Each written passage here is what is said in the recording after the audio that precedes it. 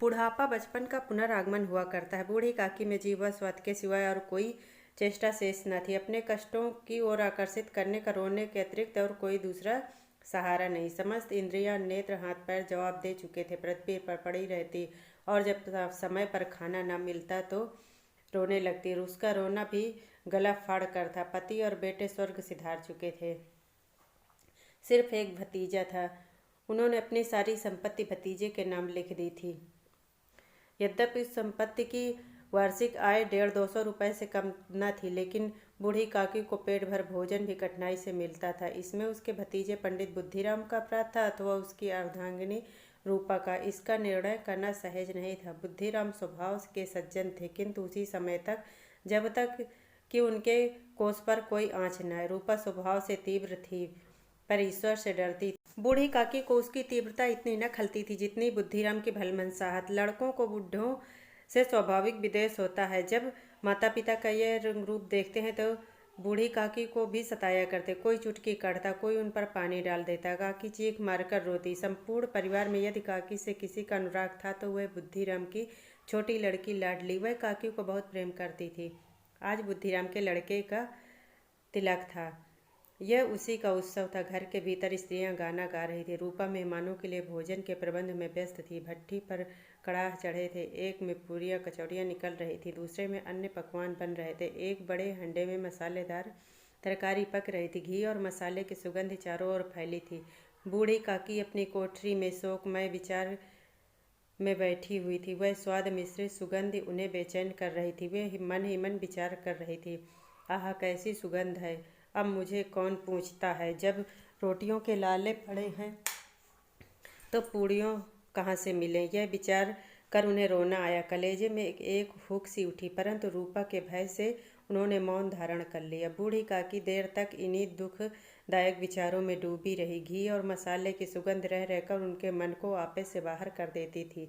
मुंह में पानी भर आया। पूड़ियों का स्वाद स्मरण कर हृदय में गुदगुदी होने लगी। किसे पुकारूं, आज लाडली बेटी भी नहीं आई। आज उसका भी कहीं पता नहीं। कुछ मालूम नहीं होता कि क्या बन रहा है। बूढ़ी काकी की कल्पना में पूड़ियों की तस्वीर नाचने लगी। खूब लाल लाल, फूली फूली, नरम नरम होंगी। रूपा ने भली भांति मोयन दिया होगा। कचौरियों में अजवाइन इलायची की महक आ रही होगी। एक पूरी मिलती तो जरा हाथ में लेकर देखती। क्यों न चलकर कड़ाह के पास ही बैठूं। पूड़ियाँ छन छन कर तैरती होंगी। कड़ाह से गरम गरम निकलकर थाल में रखी जाती होंगी। फूल हम घर में सूंघ सकते हैं, परंतु वाटिका में कुछ और ही बात होती है। इस प्रकार निर्णय करके बूढ़ी काकी उकड़ू बैठकर हाथों के बल सरकती हुई बड़ी कठिनाई से चौखट उतरी और धीरे धीरे रेंगती हुई कड़ाह के पास जाकर बैठी। यहाँ तक आने में उतना ही धैर्य हुआ जितना भूखे कुत्ते को खाने के सम्मुख बैठने पर होता है। रूपा उस समय कार्यभार में उद्विग्न हो रही थी। कभी इस कोठे में जाती, कभी उस कोठे में, कभी इसमें। बेचारी अकेली स्त्री दौड़ते दौड़ते व्याकुल हो रही थी। झुंझलाती थी, कुढ़ती थी, परंतु रोष प्रकट करने का अवसर न पाती। भय होता कहीं पड़ोसियों यह न कहने लगे कि इतने में ही उबल पड़ी। प्यास से उसका गला सूख रहा था। गर्मी के मारे फूकी जा रही थी, परंतु इतना अवकाश नहीं था कि जरा पानी पी ले अपना अथवा पंखा कर ले। यह भी खटका था कि जरा सी आँख हटी तो चीज़ों में लूट मची। इस अवस्था में बूढ़ी काकी को कड़ाह के पास बैठा देख तो वह जल गई। क्रोध न रुक सका। इतना भी ध्यान न रहा कि पड़ोसी बैठे हैं, क्या कहेंगे। पुरुष लोग सुनेंगे तो क्या कहेंगे। जिस प्रकार मेढक कछुए पर झपटता है, उसी प्रकार वह बूढ़ी काकी पर झपटी और उन्हें दोनों हाथों से झंझोड़ कर बोली, ऐसे पेट में आग लगे। पेट है या भाड़, कोठरी में बैठे दम घुटता था क्या। अभी मेहमानों ने नहीं खाया, भगवान को भोग नहीं लगा, तब तक धैर्य न हो सका, आकर छाती पर सवार हो गई। जल जाए ऐसी जीभ। दिन भर खाती न होती तो न जाने किस हांडी में मुंह डालती। गांव के लोग देखेंगे तो क्या कहेंगे। बुढ़िया को भरपेट खाना भी नहीं मिलता। डाइन मरती भी नहीं है, नाम बेचने पर लगी है। नाक कटवाकर दम लेगी, इतना ठूंसती है, न जाने कहाँ भस्म हो जाता है। भला चाहती हो तो जाकर कोठरी में बैठो। जब तक घर के लोग खाने लगेंगे तब तुम्हें भी मिलेगा। तुम कोई देवी नहीं हो जो किसी के मुंह में पानी ना जाए, तुम्हारी पूजा पहले हो जाए। बूढ़ी काकी चुपचाप लेटी हुई अपनी कोठरी में चली गई। भोजन तैयार हो गया, आंगन में पत्तल पड़ गए, मेहमान खाने के लिए बैठ गए। स्त्रियों ने जेवनार गीत गाना आरंभ कर दिया। बूढ़ी काकी अपनी कोठरी में जाकर पश्चाताप कर रही थी कि मैं कहाँ से आ गई।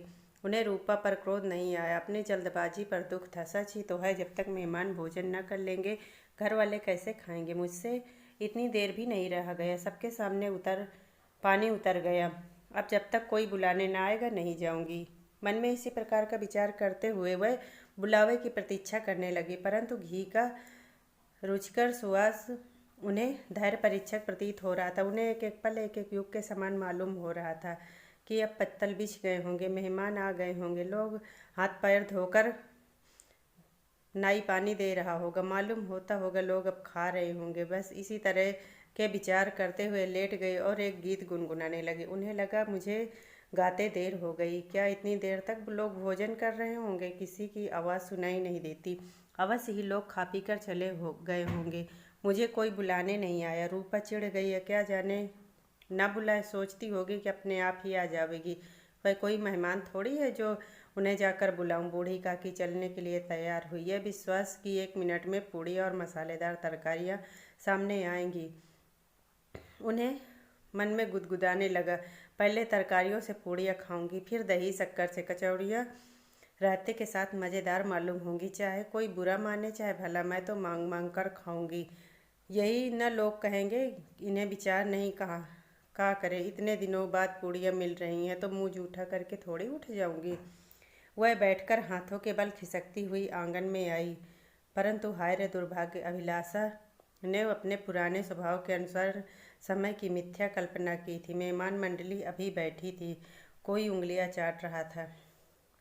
इतने में बूढ़ी काकी रेंगती हुई उनके बीच जा पहुंची। कई आदमी चौंक कर खड़े हुए, पुकारने लगे, अरे यह बुढ़िया कौन है, यह कहाँ से आ गई, देखो किसी को छू न दे। पंडित बुद्धिराम काकी को देखते ही क्रोध से तिलमिला गए।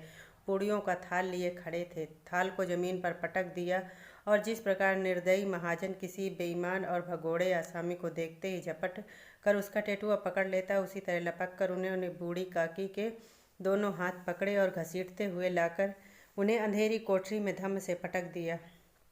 आशा रूपी वाटिका लू के एक झोंके से नष्ट विनष्ट हो गई। मेहमानों ने भोजन किया, घर वालों ने किया, बाजे वाले धोबी चमार सभी भोजन कर लिए, परंतु बूढ़ी काकी को किसी ने न पूछा। बुद्धिराम और रूपा बूढ़ी काकी को उसकी निर्लज्जता के लिए दंड देने का निश्चय कर चुके थे।